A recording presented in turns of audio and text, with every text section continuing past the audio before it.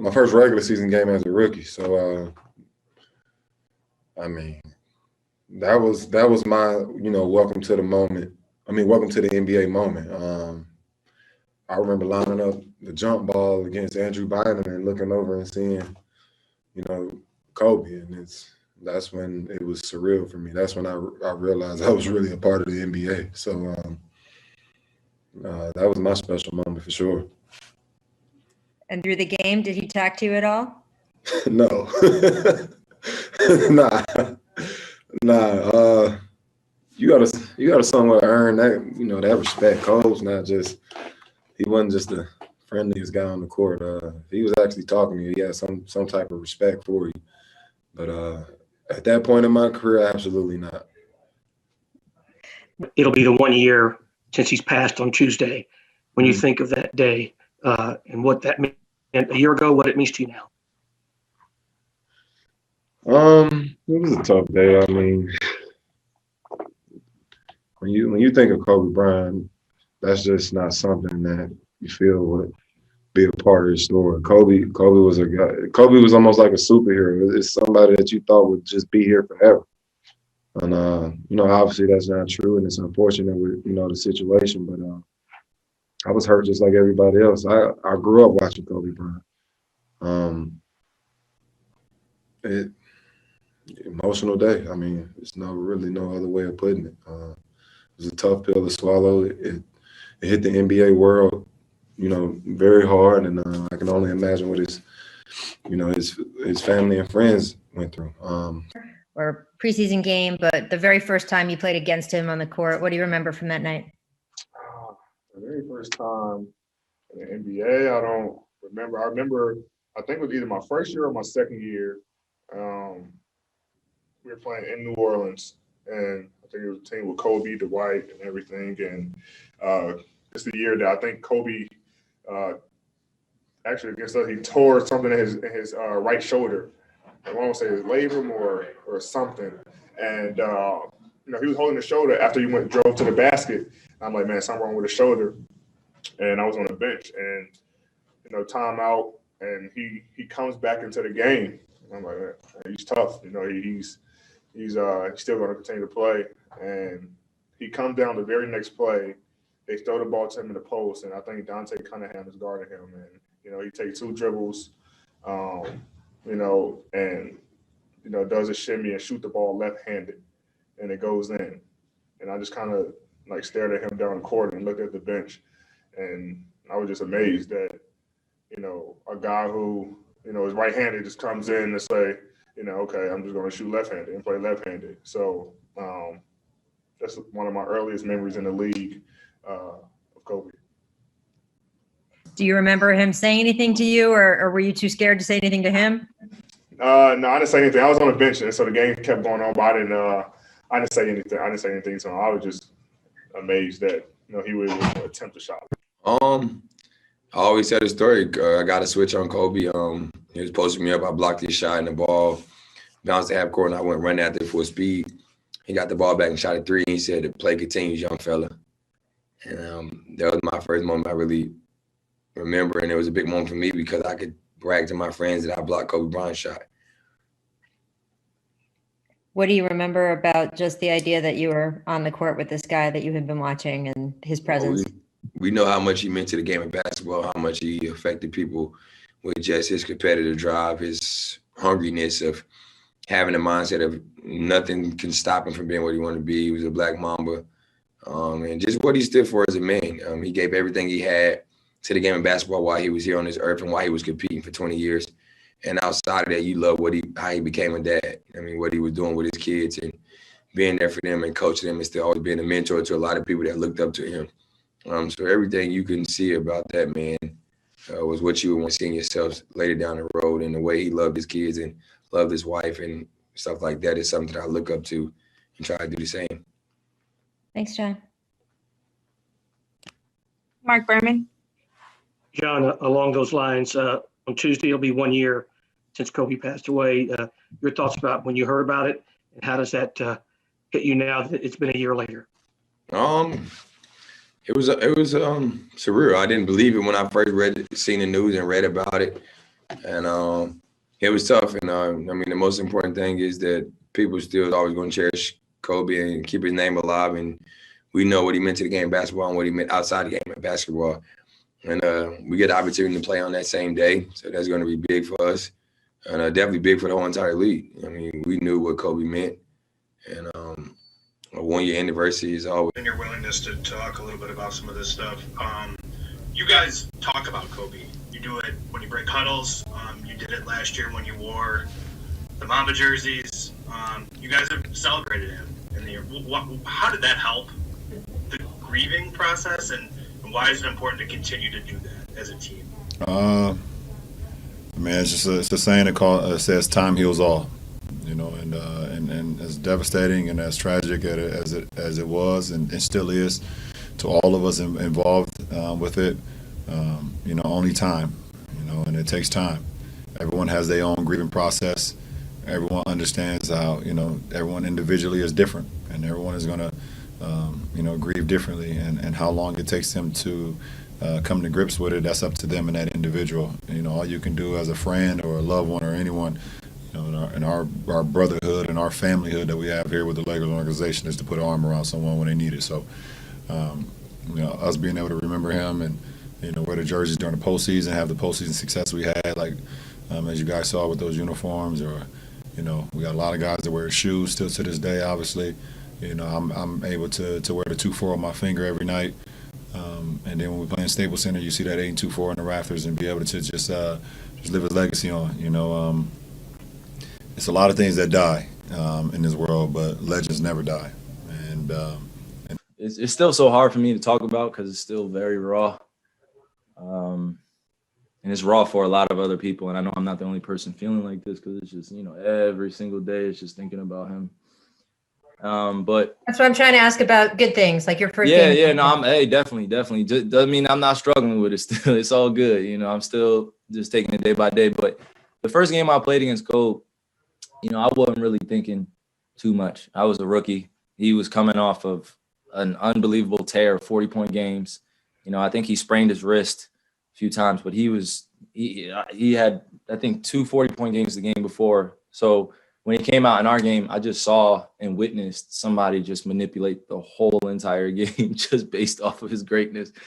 He was just taking great shots and just giving incredible effort. And he was with Mike Brown at the time, ironically. And, you know, I know that they were dealing with things their season of figuring things out. So I know Kobe was just like, you know, how in typical Kobe fashion, just what's going on, but I'm really like, you know, and we love him for it. And he was just incredible, the Black Mamba. But I remember most just watching somebody that I literally grew up watching on YouTube and watching all of his videos, watching all of his highlights, consuming all the things that he was doing just to be great. And he was just maniacal about the game. And I became like that. And now I'm just finding my balance in that as well. And with Kobe, he was definitely an incredible mentor, still is, you know, and he left a lot with me. And now it's my job to pass it on to others. So I'm happy you asked that, because, you know, I remember that day like it was yesterday. Did he say anything to you that night? No. He said something the second time we played. I think the thing that stood out to me the first time I played against Kobe, I think I've told this story before, but when I came into the NBA, I was starstruck by 2 guys. And one was Kobe and the other one was Grant Hill. I grew up in Michigan watching Grant Hill play with the Pistons with turquoise and maroon jerseys, or teal, whatever it was. And Grant Hill was amazing. And so I was starstruck by Grant Hill and Kobe. And I think the thing that stood out most to me about playing Kobe that first time was his pregame warm-up. I finished my pregame warm-up early. And, you know, as a rookie, you get there like 3:30, 3:45 for a 7:30 game. As soon as I finished my warm-up, he was coming on the floor, which was, number one, was kind of threw me off. Like, why is he working out at 4 o'clock and it's a 7:30 game? But I sat there and I watched his entire workout. I ended up realizing why he worked out so long. He worked out for like 40 minutes. And I sat there and watched the entire workout. By the time I finished watching his workout, I had like missed my lift. my treatment time. You know, as a young guy, you get the early slots, and once you miss it, it's over. I had missed everything, and I think for me personally, that was just a moment like in my life where it was like, yo, like I'm sitting here watching Kobe. Nothing else really mattered to me at that point. Was it worth missing all the stuff you missed? 100%. Nothing can replace that moment for me. It was great. And then, you know, obviously playing against him that first time, you kind of just see that killer instinct, you know, like he's just coming out there trying to destroy everybody. And obviously my rookie year was 2012. So, you know, Kobe at that point, like what, 1 year removed from winning a championship, like he's still Kobe. And so it was great. You know, I think I'm a pretty, you know, physical defender and all that stuff. And I'm young pup. And I could tell you he beat the living shit out of me without even having the ball. That is just how he played the game. And he was way more physical on offense than defense. And that was his thing. He would beat you up before he even got the ball. He was going to get to the spot. He was going to throw elbows. He was going to push you off. He was going to get to where you need to and run through you however it took. And the referees just was like, I don't see nothing. But that was just his game. And, you know, it'll never be another guy like that. Did he say anything to you on the court that you remember? Yeah, he called me young boy. And anybody from Philadelphia who know that, he said young boy, and it was like, you know who I am? And that's as simple as that. Thank you. Going to go next to Michael Grange from Sportsnet. Hey, Kyle. Since Rachel brought it up, what do you think Kobe's example means to? I mean, you had the fortune of playing against him, but what do you think his example as a person, business person, athlete, parent, has meant? And obviously it's kind of resonated because he's passed away. But what do you think it means to the NBA now and players coming up? No, I think who he was, kind of the Mamba mentality, right? Everyone, you know, that's something that is now like a thing. Like it's been a thing for a while.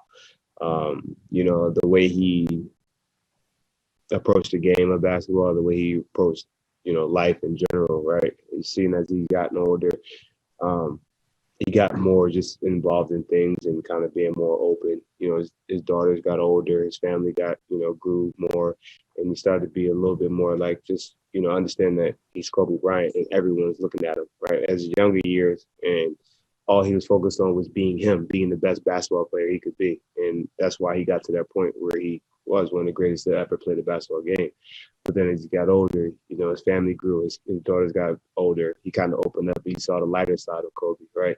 And then on the business aspect of who he was as an individual, he put himself, he involved himself into things that he believed in, you know, his drinks and his shoes and everything that he kind of created and wanted to be a part of. And that was the biggest thing for, I think that's what people see, right? And think about it, right? Everybody wears low tops. And I remember when Kobe first started wearing, he was like the first guy to start doing it. And everybody's like, oh, and it's something that he just kind of put into the universe, like, listen, this is how we do it with soccer and this and that. The footballers over there in Europe, those guys wear low tops. So, you know, just everything he kind of did throughout his career, you know, basketball, you know, business, it was all just to kind of help the future.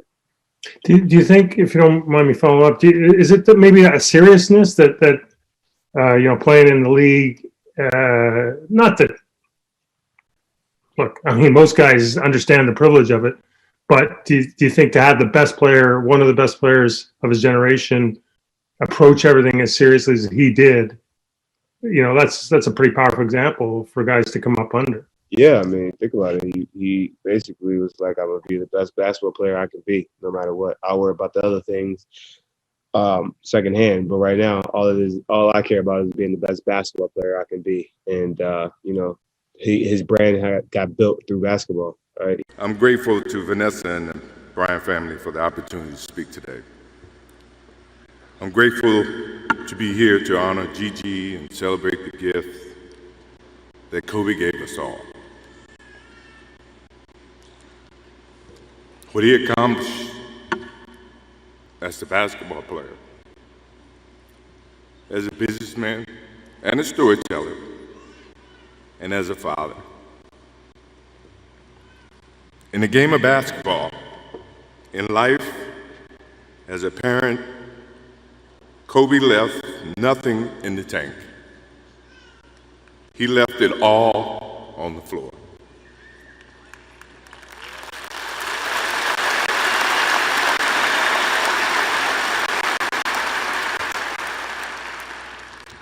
Maybe it surprised people that Kobe and I were very close friends, but we were very close friends.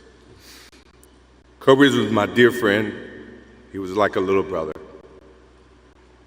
Everyone always wanted to talk about the comparisons between he and I. I just wanted to talk about Kobe.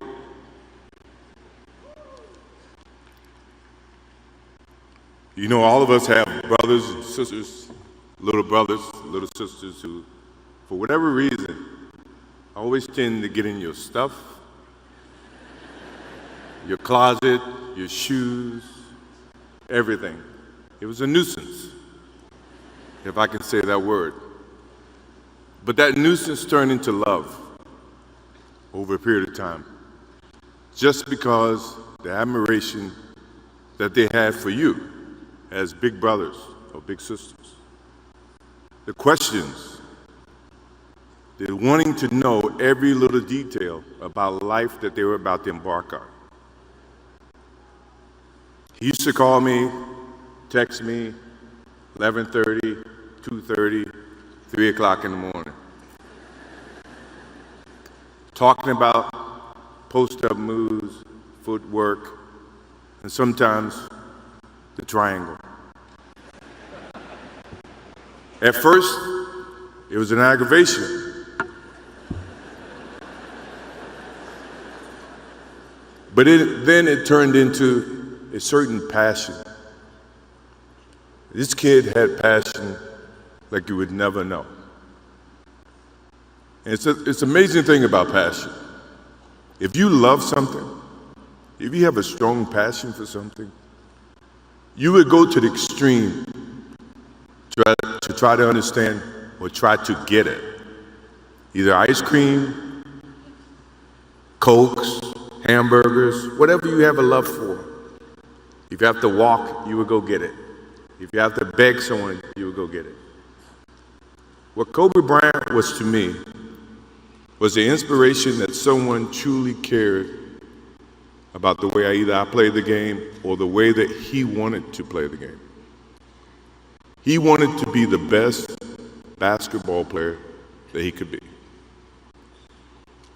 And as I got to know him, I wanted to be the best big brother that I could be.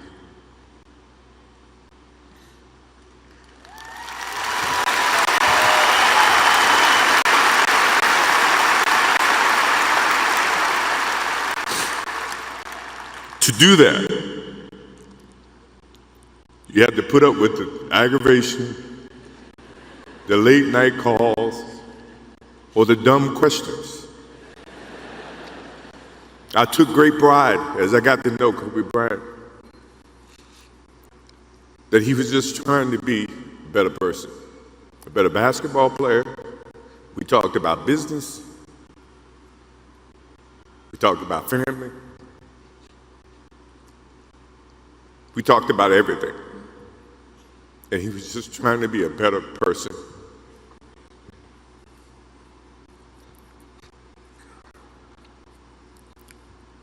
Now he's got me. I'll have to look at another crime meme for the next.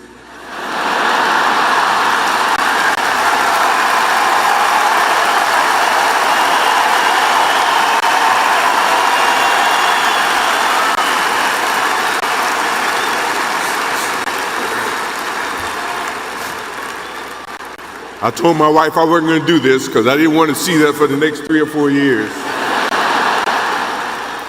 That is what Kobe Bryant does to me. I'm pretty sure Vanessa and his friends all can say the same thing. He knows how to get to you in a way that affects you personally, even though if he's being a pain in the ass. But you ever have a sense of love for him in the way that he can bring out the best in you. And he did that for me. I remember maybe a couple of months ago, he sends me a text. And he's saying, I'm trying to teach my daughter some moves. And I don't know what I was thinking or what I was working on. But what were you thinking about when you were as you were growing up, trying to work on your moves? I said, what age? He says, 12. I said, 12, I was trying to play baseball. He sends me a text back saying, laughing my ass off. And this was at 2 o'clock in the morning. But the thing about him was we could talk about anything that related to basketball, but we can talk about anything that related to life. And we, as we grow up in life, rarely have friends that we can have conversations like that. Well, it's even rare when you can grow up against adversaries and have conversations like that. I went and saw Phil Jackson in 1999 or maybe 2000. I don't know when Phil was here in LA. And I walk in and Kobe's sitting there. And the first thing, I'm in a suit. First thing Kobe said, did you bring your shoes? No, I wasn't thinking about playing. But his attitude to compete and play against someone he felt like he could enhance and improve his game with. To me, that's what I loved about the kid. Absolutely loved about the kid. No matter where he saw me, it was a challenge. And I admired him because his passion, you rarely see someone who's looking and trying to improve each and every day, not just in sports, but as a parent, as a husband. I am inspired by what he's done and what he shared with Vanessa and what he's shared with his kids. I have a daughter who's 30 who became a grandparent. And I have 2 twins. I have twins at 6.